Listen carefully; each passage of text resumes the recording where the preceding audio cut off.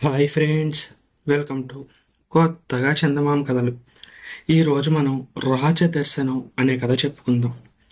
పూర్వం కరిపురం అనే రాజ్యానికి బలవర్ధనుడు రాజుగా ఉండేవాడు. ఆయన భార్య ఒక ఆడపిల్లను కని మరణించింది. రాజు మరొక భార్యను వివాహం ఆడాడు, కానీ ఆమెకు సంతానం కలగలేదు.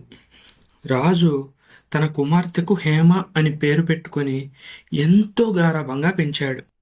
తన అనంతరం ఆమె సింహాసనం ఎక్కుతుంది కనుక ఆమెకు రాజు సమస్త విద్యలు నేర్పించాడు. హేమ బాగా చదువుకున్నది కావడమే కాక ఎంతో అందగత్తె కూడాను. ఆమెను చూసి సంతోషించని మనిషి ఆమె సవతి తల్లి ఒక్కటే.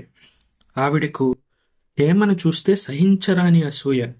అందుచేతనే రాజు హేమకు ఎన్ని మంచి సంబంధాలు చూసినా ఇంకా మంచి సంబంధం వస్తుంది అంటూ అడ్డుపుల్ల వేస్తూ వచ్చింది. ఇలా ఉండగా ఒకనాడు బలవర్ధన రాజు వేటకు బయలుదేరి వెళ్ళాడు. సవతి తల్లి హేమను ఒకసారి రమ్మని కబురు మీద కబురు పంపింది. హేమ వెళ్ళడానికి మొదట సంకోచించినప్పటికీ చివరికి బాగుండదని సాయంకాలం వేళ తన సవతి తల్లిని చూడడానికి వెళ్ళింది. సవతి తల్లి హేమ మీద ఎంతో ఆపేక్ష గలదానిలాగా నటిస్తూ తినడానికి అవి ఇవి తెచ్చిపెట్టింది.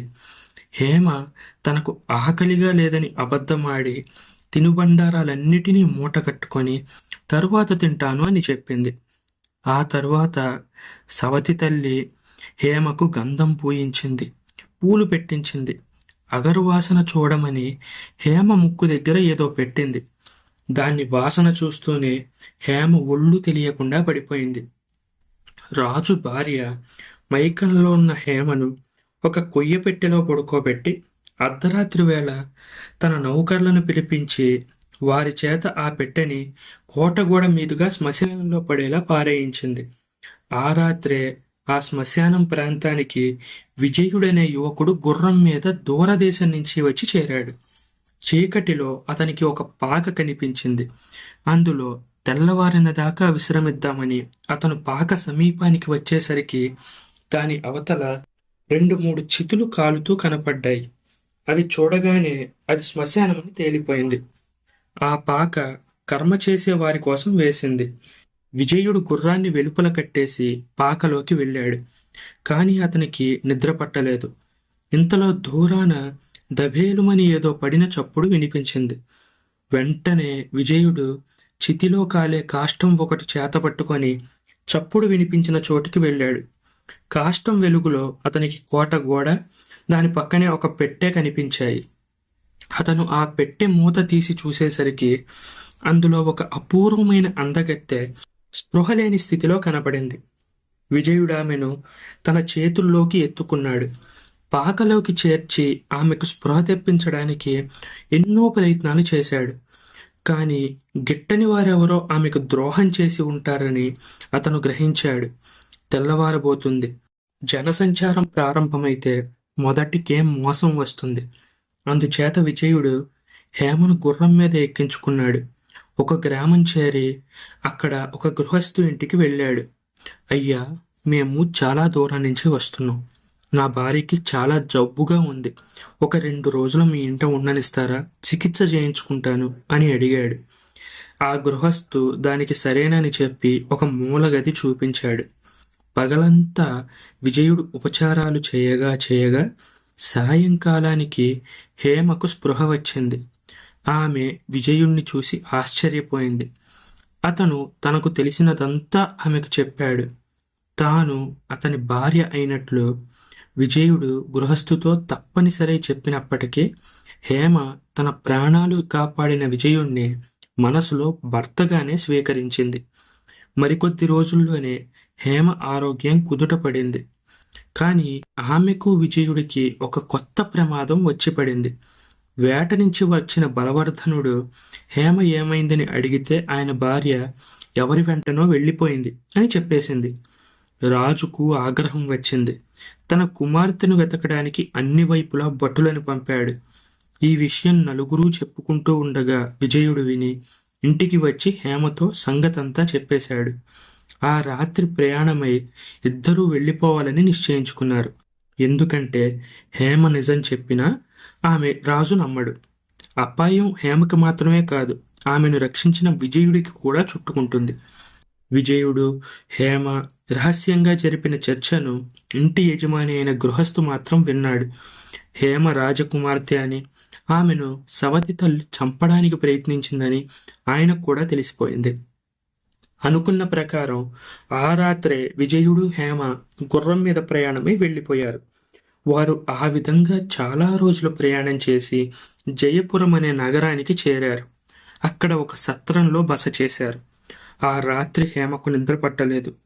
ఎన్నడూ కష్టమన్నది ఎరగకుండా సుఖభోగాలు అనుభవించిన తాను అన్ని సుఖాలకు దూరమై ఎక్కడో దేశం కాని దేశంలో సత్రంలో తలదాచుకోవాల్సి వచ్చినందుకు ఆమె ఎంతగానో దుఃఖించసాగింది.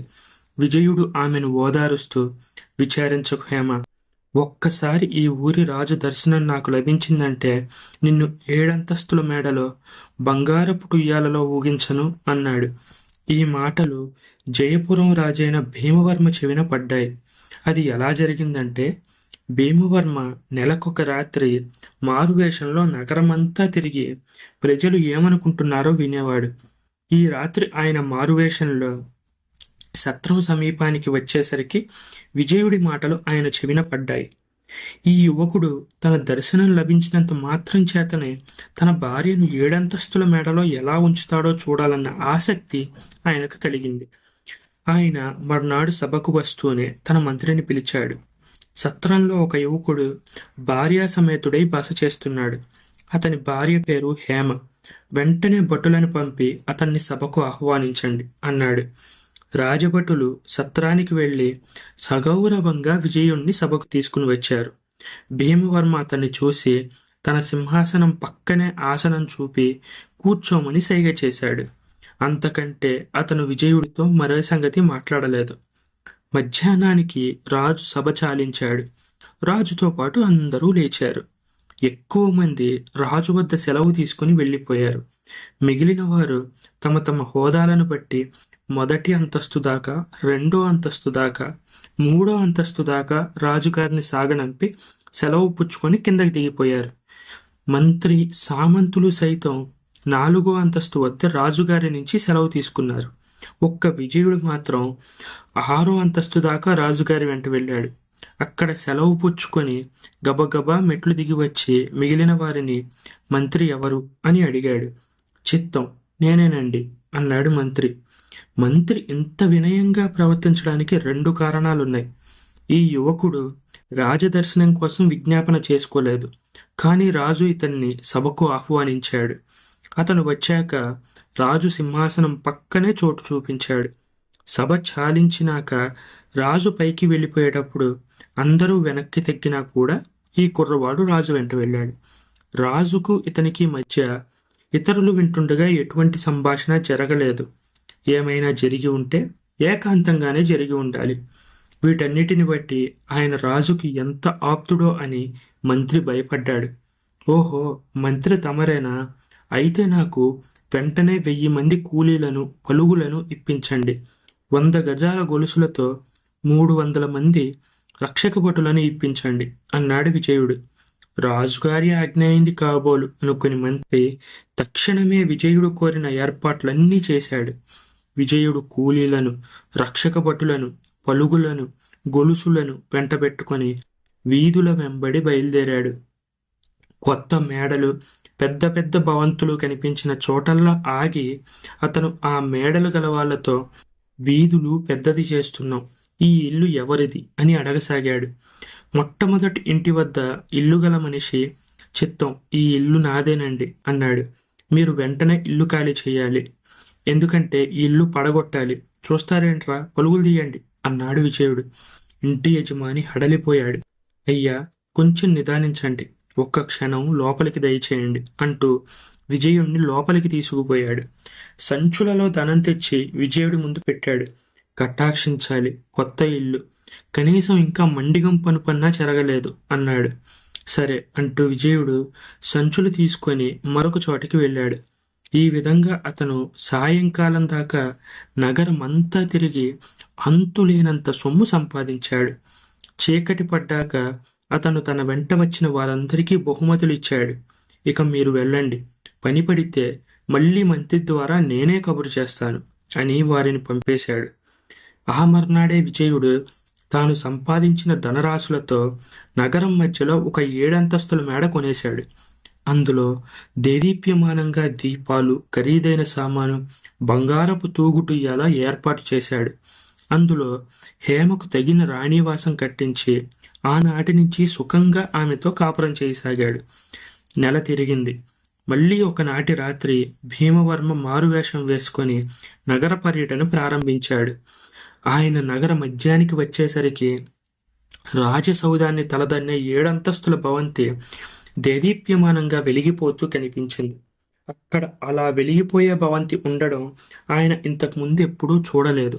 ఆ ఇంటిని గురించి రాజు ఆరా తీయించాడు. నెల క్రితం తాను కొలువుకు పిలిపించిన యువకుడే ఈ మేడకు యజమాని అని తెలిసింది. రాజు ఆశ్చర్యానికి అంతు లేకుండా పోయింది. వీడెవడో చాలా పెద్ద ఉద్దండుడిలా ఉన్నాడు, అన్నంత పని చేశాడే అనుకొని భీమవర్మ విజయుణ్ణి పిలిపించాడు. జరిగిందంతా తెలుసుకున్నాడు. తన మంత్రి ఒట్టి బుద్ధిహీనుడని, అతని కంటే విజయుడే ఎంతో సమర్థుడని రాజుకు తోచింది. ఆనాటి నుంచి విజయుణ్ణే తన మంత్రిగా నియమించుకున్నాడు. ఇలా ఉండగా మరికొంతకాలం గడిచింది. హేమ గర్భవతిగా ఉండి కాలక్రమాన మగ శిశువుకు జన్మనిచ్చింది.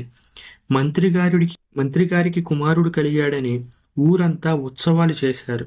కానీ హేమకు మాత్రం ఏమాత్రం ఆనందం కలగలేదు. తన తండ్రి రాజ్యానికి రాజు కావలసిన తన భర్త ఇంకొక రాజు కింద మంత్రిగా ఉండడం, యువరాజు అని అనిపించుకోవలసిన తన కుమారుణ్ణి అందరూ మంత్రి కుమారుడు అనడం ఆమెను ఎంతగానో బాధించాయి. ఆమె మనసు ఎన్నోసార్లు స్వదేశం మీదకి, తండ్రి మీదకి పోయింది. కానీ హేమకు స్వదేశం వెళ్ళే అర్హత లేదు. ఆమె కనిపిస్తే బలవర్ధన మహారాజు తల తీయించేస్తాడు. సవతి తల్లి హేమను చంపడానికి ప్రయత్నించిందని ఇంతకాలం అయ్యాక రుజువు చేయడం దాదాపు అసంభవం. అది మాత్రమే కాకుండా హేమ ఎవరితోనో వెళ్ళిపోయిందని సవతి తల్లి చేసిన ఆరోపణకు ప్రత్యక్ష సాక్ష్యంగా విజయుడు, తమకు పుట్టిన కుమారుడు ఉన్నారు. అందుచేత హేమ తన కోరికను అణుచుకుంది. కానీ నిజం దాగలేదు. మొదట హేమకు ఆశ్రయం ఇచ్చిన గృహస్థు రాజుగారి వద్దకు వెళ్ళి నిజం చెప్పేశాడు. తాను వేటకు వెళ్ళిన సమయంలో హేమను తన భార్య చంపడానికి ప్రయత్నించిందని, ఆమెను ఎవరో ఒక యువకుడు రక్షించాడని, ఆ తరువాత ప్రాణరక్షణ కోసం తన కుమార్తె ఎటో వెళ్ళిపోయిందని తెలిసి బలవర్ధన మహారాజు చాలా చింతించాడు. ఆయన తన భార్యను చెరసాలలో పెట్టించి కుమార్తె కోసం దేశాల మీదకి మనుషుల్ని పంపాడు. వీరిలో కొందరు జయపురం కూడా వచ్చారు. వారు అక్కడి సత్రంలో బస చేసి చెప్పిన ఈ విచిత్ర కథ విజయుడి దాకా వెళ్ళింది. ఆ వెంటనే అతను హేమతో ఆ విషయం చెప్పేశాడు. తన కోసమే తండ్రి వెతికిస్తున్నాడని తెలియగానే హేమకు పట్టరానంత ఆనందం వచ్చింది. తరువాత విజయుడు భీమవర్మతో జరిగిన సంగతులన్నీ చెప్పాడు. ఆయన వద్ద సెలవు పుచ్చుకొని భార్య, కుమారుడితో కలిసి కరిపురానికి తిరిగి వెళ్ళాడు. కూతురిని చూసిన బలవర్ధనుడి ఆనందానికి మేరలేదు. ఆయన వెంటనే తన సింహాసనాన్ని విజయుడికిచ్చేసి మనవడిని రాజుగా ప్రకటించాడు. శేషకాలం కుటుంబంతో ఆనందంగా గడిపాడు. ఈ కథ మీకు నచ్చినట్లయితే దీన్ని లైక్ చేయండి, మీ ఫ్రెండ్స్ అందరికీ షేర్ చేయండి. అలాగే మన ఛానల్ని సబ్స్క్రైబ్ చేసుకోవడం మాత్రం అస్సలు మర్చిపోకండి. Thank you friends.